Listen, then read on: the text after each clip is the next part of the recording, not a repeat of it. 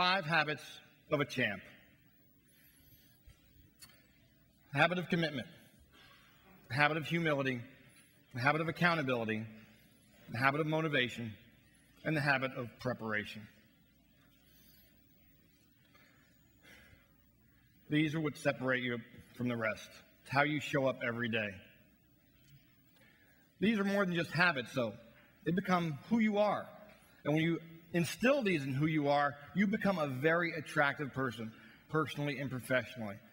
It'll set you apart from your competition.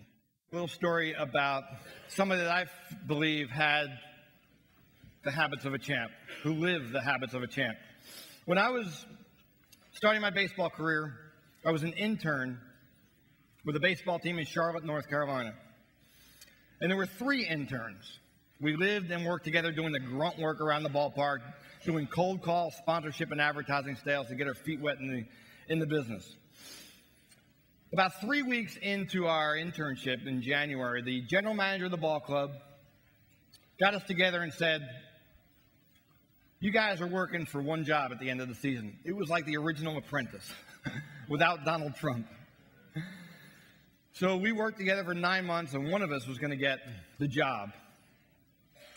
I was committed to being that person, winning that role, until I got to know Andy Kaplan. Andy was my roommate, intern mate for the year, and we were a lot alike. Andy and I were both committed to a career in professional baseball, and we were both Mets fans. It was great. He was from Florida, I was from New Jersey. And we made a pact that summer. The pact was we were together one day going to run the New York Mets. That was our goal. We set this vision. Andy was so committed to it, in his spare time, he would sketch out uniforms for our team. And he would give them to me, and I'd say, "That looks good, why don't we fix this?" Because it was the 80s. Mets needed an upgrade in uniforms, or so we thought. At the end of the season, Andy was the chosen one. It was well-deserved. He was the best of the 3 of us because he had these habits. I was still developing these habits. He got the job. I moved on to another ball club in South Carolina. We kept in touch. We were just a couple of hours away. 3 years later, 1986, it was a banner year for our team, our second World Series championship, and our dream. At the end of the 86 World Series, after the Mets won, they started getting ready for the next season, and they hired Andy to be the general manager of their new spring training facility in Port St. Lucie, Florida, for 1987. We go to the baseball winter meetings, the annual convention where all the big trades are made. Everybody who's anybody goes to the baseball winter meetings. I went there every year for 20 years. We went to dinner.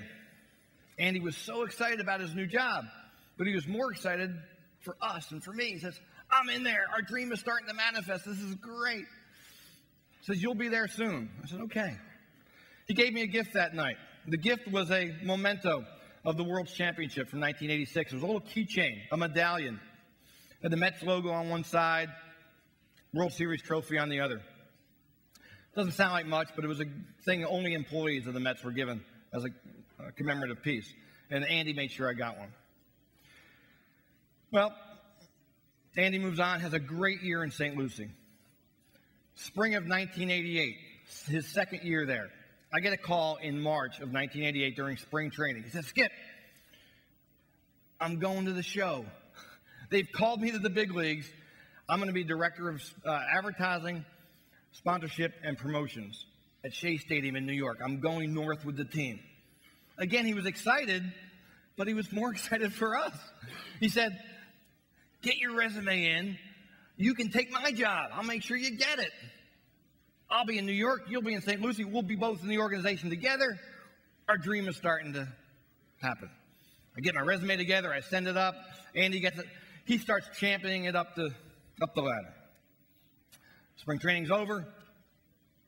He goes to New York. Season starts. 3 weeks into the season, I get a phone call. I'm in Greensboro, North Carolina, the general manager of the Greensboro Hornets. I run back to my desk, I take the call. "Skip, are you sitting down?" No, I just ran back. Sit down. Okay, I'm sitting down. The voice on the other end of the line was Bill Blackwell. Bill was the general manager of the Columbia Mets, an affiliate of the Mets in our league. He knew Andy and I were close. So, Bill, I'm sitting down. He says, Andy Kaplan is dead. I didn't know what to think. 26-year-old kid from Florida goes to the big city, gets in the wrong place at the wrong time. What happened is Andy had a brain aneurysm. He died in his apartment, 26 years old, instantly. Didn't show up for work the next day. They sent somebody to his apartment and they found him. So I remember pulling out the keychain from my pocket, looking at it, and began mourning the loss of my buddy. Life moves on. A few weeks later, about 6 weeks later, it's June sometime, I get a call from the assistant general manager of the New York Mets. Are you still interested in pursuing the job in St. Lucie? I said, certainly. They fly me to New York. I go through the interview process. They treat me like royalty. I get seats in the 5th row behind home plate. Never been that close before. Dinner at the Diamond Club. It's awesome. At the end of the interview, the assistant general manager of the New York Mets stands up, says, Skip, shakes my hand. Looks like everything's in order. Meet me in St. Lucie in 3 weeks. We'll finalize our decision then. I walked out of Shea Stadium. I don't even remember if the Mets won or lost that night. I was on cloud 9. Pulled out my keychain again. This is great. Andy's looking down. He's my guardian angel. Everything's going to work out. A week before, I was in Myrtle Beach, South Carolina, following our team. We were playing in Myrtle Beach that week. And I get a call in my hotel room late that afternoon. I was scheduled to go to St. Lucie the next week. It's the assistant general manager of the Mets, the guy I'm going to meet next week. I figured he's calling to confirm our appointment. He was calling to cancel our appointment. They decided to hire Andy's assistant, a 22-year-old intern right out of college, 3 months of baseball experience. I was in baseball for 7 years. I was the executive of the year in Class A baseball the year before. And they chose someone else. Again, I had done all the right things. I was in the right place. It was so unfair. It should have been my job. Didn't work out. Life happens. Stuff happens. You move on, right? I just took it and moved on. I was doing what I loved. I was still working in baseball. I was still going to the ballpark every day. It was great. 1999, fast forward. I'm general manager of the Hudson Valley Renegades in Fishkill, New York.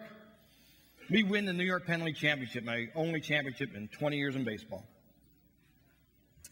I'm proud to have been a champion in baseball. This represents more than just one championship season. To me, it represents my entire 20-year career, my childhood dream being fulfilled. I'm even more proud, though, I lost that keychain along the way. So after I lost it, I went to a jeweler and got another keychain with Andy's initials, AK, on my keychain. I carry it with me every day because Andy had the heart of a champion, and I'm proud to still be able to honor his memory. Andy had the heart of a champ. He had those 5 habits. They've served me very well on my journey, from starry-eyed little leaguer to disappointed 9th grade baseball player to fulfilling a childhood dream of going around a ballpark for 20 years to fulfilling a new dream of being a professional speaker, trainer, and coach. They've worked well for me. I promise you, if you take what you learned here today, you instill what Paul's telling you, what John's going to tell you, and instill these 5 habits, they will help you fulfill your next dream too. Thank you.